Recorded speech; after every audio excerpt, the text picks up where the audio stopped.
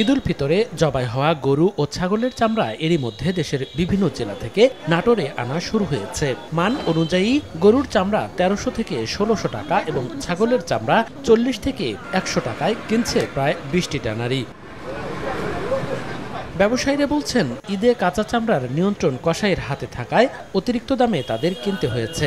এ কারণে বর্তমান দামে তাদের কাঙ্ক্ষিত লাভ হচ্ছে না। বিক্রি হচ্ছে এখন ১৩০০-১৪০০, আমাদের তো পোষাচ্ছে না। কসাইরা একটু বেশি দামে চড়া দামে বিক্রয় করে, যার কারণে মার্কেটে ব্যবসায়িকগুলা লাভবান হচ্ছে না, তবে নগদ ক্যাশ টাকা বিক্রি হচ্ছে।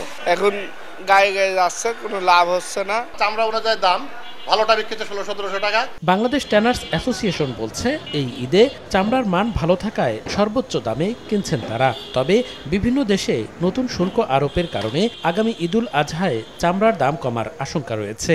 বিশ্বব্যাপী একটা বাণিজ্য যুদ্ধ চলতেছে, যেটা এক দেশ আরেক দেশের উপর যেভাবে ট্যাক্স আরোপ করতেছে, সেটা কিন্তু চামড়ার উপরে পড়তে পারে, যার কারণে আগামী কোরবানে আমরা এটা নিয়ে খুবই চিন্তিত। দেশের চামড়ার বাজার চাঙ্গা করতে ইউরোপ ও আমেরিকা মহাদেশে বাজার সৃষ্টি করার তাগিদ জেলার চামড়া ব্যবসায়ী নেতাদের।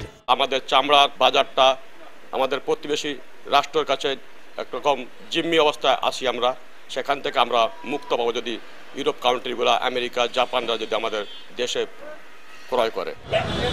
প্রতি বছর নাটোর বাজার থেকে প্রায় ১২ লাখ পিস চামড়া কেনেন ট্যানারি মালিকরা। সময় সংবাদ, নাটোর।